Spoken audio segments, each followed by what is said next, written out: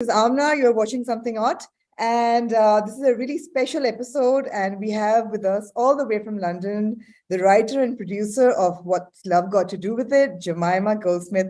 Khan, should I add a Khan with it? It's on your It's a very good question. And I because my old work credits were under the name of Khan, Yes. I call myself Khan for work and I call myself Goldsmith in every other aspect of my life. So for the purposes of this interview, which is about the film that's coming out, let's call me Khan. Khan. And I think for every Pakistani, you will always be Khan. Well, my children are Khan, so yes, it suits me to be Khan for some purposes. Yeah. Jemima, you've spoken extensively about this film being a love letter to Pakistan and the need to drive a positive narrative between Pakistan and the Western world. But I'm going to dig a little deeper. Why did you feel that need? I mean, I'd love to know, what instances were you drawing upon when you were writing the film? Do you mean instances where I have felt that Pakistan has been negatively portrayed? No, instances that you experienced when you lived in Pakistan, that you carried 20 years with you.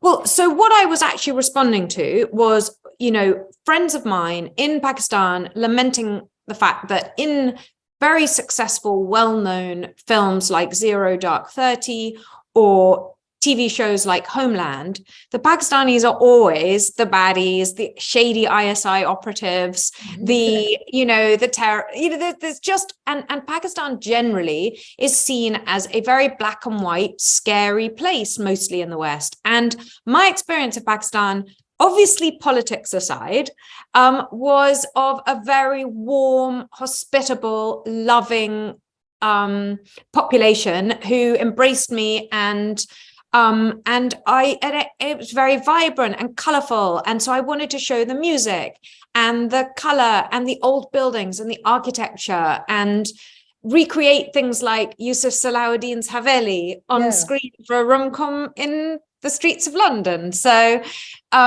it was really that motivation, because I feel as though we've all seen the bad stuff. We've all seen the darker narrative, particularly in news stories and on our screens. And I wanted just to show a different side.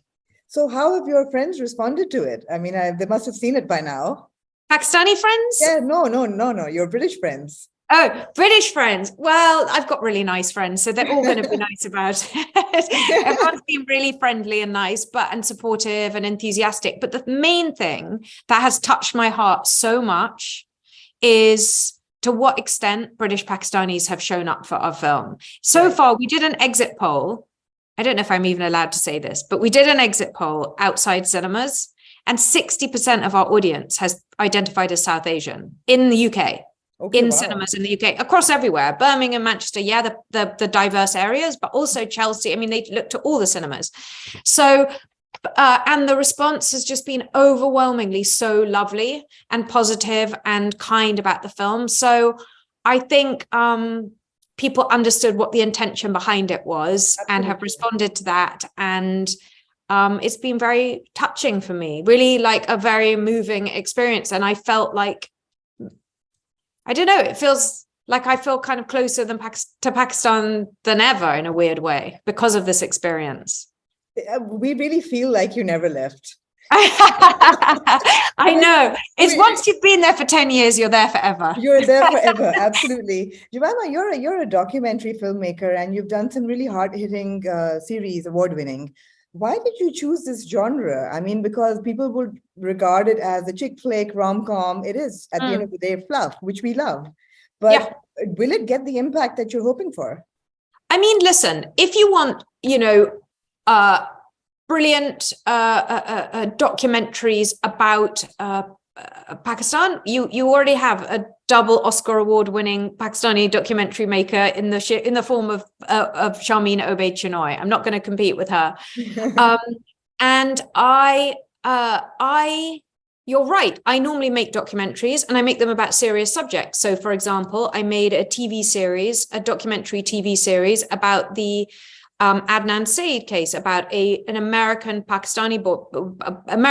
with Pakistani heritage who was jailed for life for for supposedly, allegedly killing his high school sweetheart, ex-girlfriend, and was put in jail largely because of Islamophobia, because a white American specialist said in the trial, or so-called specialist, said in the trial, oh, Muslims do honor killings. And so on that basis, with no DNA or any other evidence, he was put away for life. And he's only just got freed, partly as a result of the evidence that came out in our documentary series. And so I understand the importance of documentaries, and that's why I make them.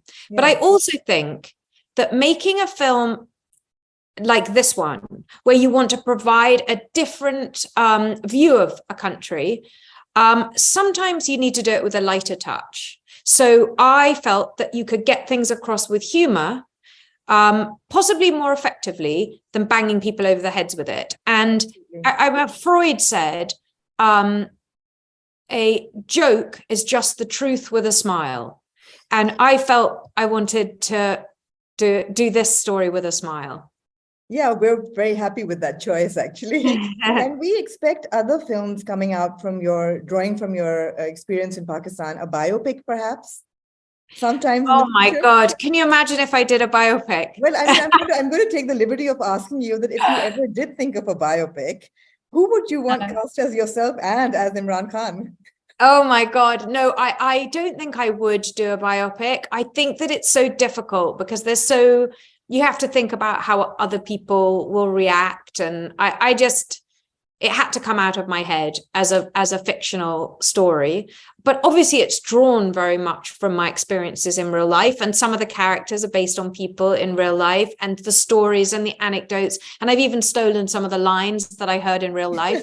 So it is real in that sense. But no, I don't know who I would get to play me. I wouldn't want to be that presumptuous.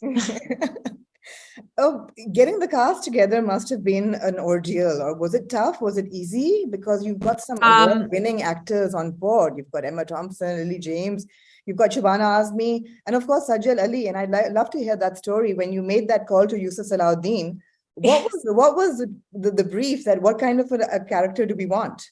I actually was looking at those texts the other day because I was showing Sajal. I just rang Yusuf and said, we need a beautiful, nuanced, intelligent, versatile actress who can rival Lily James. It was really important that the arranged marriage candidate, who was Pakistani, was every bit as interesting and gorgeous as our white female lead, Lily James.